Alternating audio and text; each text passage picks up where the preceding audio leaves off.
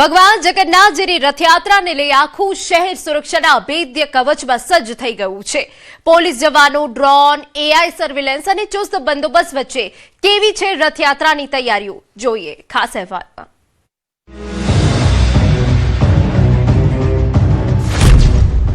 રથયાત્રા પહેલા પોલીસનો મેગા સુરક્ષા કવચ।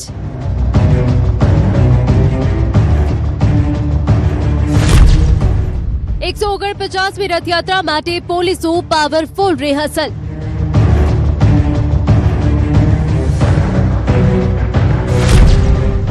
ટેકનોલોજી અને સુરક્ષાનો અભેદ્ય કિલ્લો।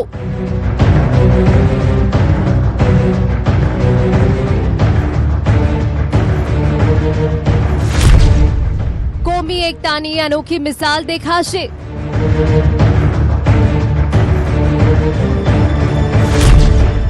રથયાત્રા નિર્વિઘ્ન બને તે માટે તંત્ર સંપૂર્ણ સજ્જ।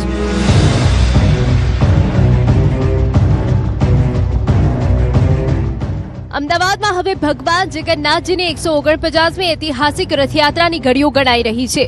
16 જુલાઈએ લાખો શ્રદ્ધાળુઓની હાજરીમાં ભગવાન નગરચર્યાએ નીકળશે, પરંતુ એ પહેલા આખું અમદાવાદ જાણે પોલીસ છાવણીમાં ફેરવાઈ ગયું છે।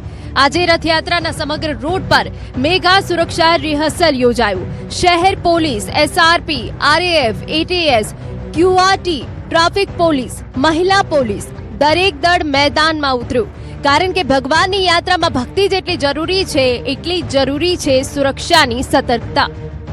ભગવાન જગન્નાથજીની રથયાત્રા માત્ર ધાર્મિક પરંપરા નથી, પરંતુ લાખો લોકોની આસ્થાનો મહામેળો છે, અને એ જ કારણે આજે સમગ્ર રોડ પર સુરક્ષાનું મેગા રિહર્સલ યોજાયું।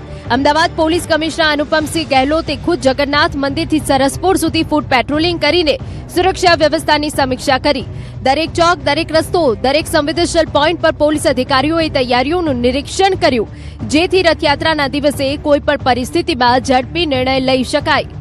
શહેર પોલીસ કમિશનર છે તે હાલ રથયાત્રાના રૂટ ઉપર નીકળ્યા છે અને સમગ્ર જે પોલીસ સુરક્ષા વ્યવસ્થા છે તેની સમીક્ષા કરી રહ્યા છે। કેટલા પોલીસ અધિકારીઓ છે તે આ બંદોબસ્તની અંદર જોડાયા છે અને કયા પ્રકારની તૈયારીઓ છે તે પોલીસ દ્વારા કરવામાં આવી છે, કારણ કે જો પોલીસ માટે વાત કરીએ તો આ સૌથી મોટો બંદોબસ્ત છે તે અહીં જોવા મળી રહ્યો છે। સર, કેટલા પોલીસ જવાનોને કઈ રીતનો બંદોબસ્ત તૈનાત કરવામાં આવ્યો છે? अपना 16 તારીખના જો જગન્નાથ ભગવાનના રથયાત્રા છે એના અનુસંધાને કુલ 31,000 જેટલા લોકોનો બંદોબસ્ત છે, જેમાં 1,000થી વધુ જો અધિકારીઓ છે પીએસઆઈથી લઈને ઉપર તક, અને સાથોસાથ જો 9 કંપની પેરામિલિટરી ફોર્सेस છે, જો એ પૂરા 15 કંપનીઓ એસઆરપીના છે, અને સમગ્ર રૂટ ઉપર જો એ પૂરા ખૂબ સારા બંદોબસ્ત મૂકવામાં આવેલા છે। છેલ્લા ઘણા દિવસોથી એકબીજામાં આત્મવિશ્વાસ જળવાય પબ્લિક અને પોલીસ વચ્ચે, એના માટે સમગ્ર કાર્યવાહી કરવામાં આવી છે। ટેકનોલોજીનો ઉપયોગ આ વખતે અમે કરીએ છીએ। અમારા જો લેટેસ્ટ જો કેમેરાઓ છે, ફેસ રિકોગ્નિશન સિસ્ટમ છે, એઆઈ બેઝડ જો ક્રાઉડ કંટ્રોલનો સિસ્ટમ છે, ડ્રોન કેમેરાઓ છે 65 જેટલા, જો આ સમગ્ર ચીજો અમે તૈયારી કરી છે, અને બંદોબસ્ત ખૂબ સારી રીતે જશે એવા અમે પબ્લિકને બી વિશ્વાસ અપાઈએ છીએ, અને અપીલ બી કરીએ છીએ કે લોકો પોલીસના જો સૂચન હોય છે એના પાલન કરે।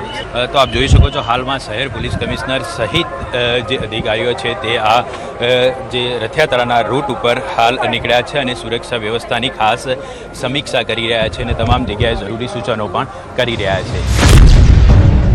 30,000 પોલીસ જવાનો રહેશે ખડે પગે। ગુજરાતભરની પોલીસ અમદાવાદમાં તૈનાત। આ વખતે રથયાત્રાની સુરક્ષા માટે અંદાજે 30,000 જેટલા પોલીસ જવાનો તૈનાત રહેશે। ગુજરાતના વિવિધ જિલ્લાઓમાંથી પોલીસ ફોર્સ અમદાવાદ પહોંચી ગઈ છે। એસઆરપીની ટુકડીઓ, આરએએફ, મહિલા police, traffic police, QRT, ATS અને ક્રાઇમ બ્રાન્ચના અધિકારીઓ પણ બંદોબસ્તમાં જોડાયા છે। માત્ર કાયદો વ્યવસ્થા જ નહીં, પરંતુ ઇમરજન્સી પ્રતિસાદ વ્યવસ્થાની પણ ખાસ ચકાસણી કરવામાં આવી, જેથી કોઈ પણ પરિસ્થિતિમાં સેકન્ડોમાં કાર્યવાહી થઈ શકે। મોસાળ સરસપુરમાં સૌથી કડક બંદોબસ્ત। ભગવાન જગન્નાથનું મોસાળ ગણાતું સરસપુર, જ્યાં દર વર્ષે રથયાત્રા દરમિયાન ત્રણેય રથ લગભગ 1 કલાક સુધી રોકાય છે। લાખો ભક્તો અહીં ઉમટી પડે છે, એટલે જ આ વિસ્તારની સુરક્ષાની દ્રષ્ટિએ સૌથી સંવેદનશીલ માનવામાં આવે છે। મંદિર બાદ સૌથી મોટો પોલીસ બંદોબસ્ત સરસપુરમાં ગોઠવવામાં આવ્યો છે। સંવેદનશીલ વિસ્તારોમાં સતત પેટ્રોલિંગ, ફ્લેગ માર્ચ અને વાહનોનું સઘન ચેકિંગ કરાવવામાં આવી રહ્યું છે। આ વર્ષે 149મી રથયાત્રા પરંપરાગત માર્ગ પરથી ભવ્ય રીતે યોજાશે. શહેર પોલીસ કમિશનરની મંજૂરી બાદ મંદિર ટ્રસ્ટ દ્વારા તમામ તૈયારીઓને આખરી ઓપ આપવામાં આવી રહ્યો છે. આ વર્ષે રથયાત્રામાં 18 શણગારેલા ગજરાજો, ભારતીય સંસ્કૃતિ દર્શાવતી 101 ટ્રકો, 30 અખાડાઓ, 18 ભજન મંડળીઓ અને 3 બેન્ડ વાજા જોડાશે. ભગવાનના રથને ખેંચવા માટે અંદાજે 1000 થી 1200 ખલાસી ભાઈઓ સેવા આપશે. આ રથયાત્રામાં હરિદ્વાર, અયોધ્યા, નાસિક, ઉજ્જૈન, જગન્નાથપુરી અને સૌરાષ્ટ્ર સહિતના વિસ્તારોમાંથી અંદાજે 2500 સાધુ સંતો પણ ઉપસ્થિત રહેશે.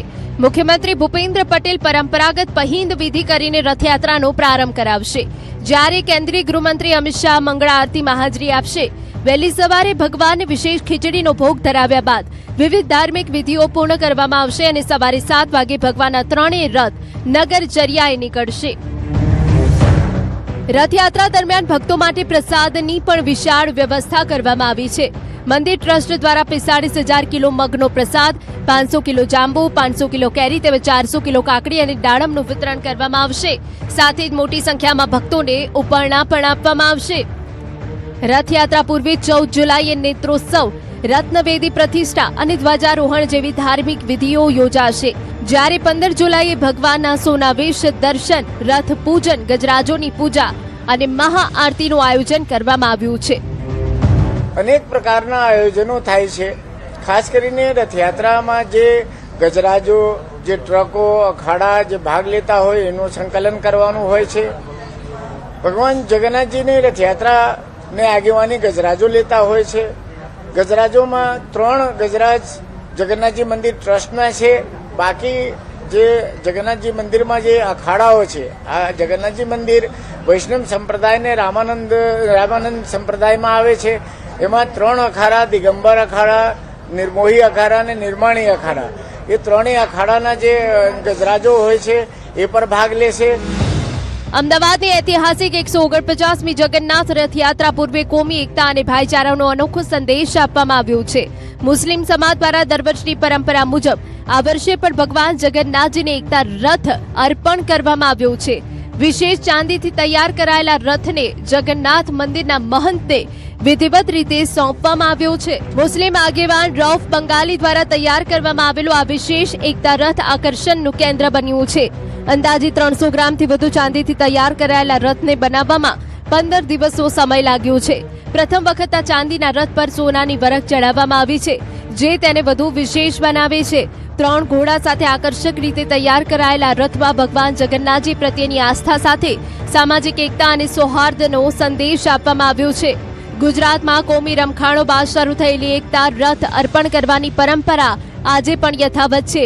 16 જુલાઈ યોજાનારી 149મી જગન્નાથ રથયાત્રામાં આ એકતા રથ વિશેષ આકર્ષણ બની રહેશે.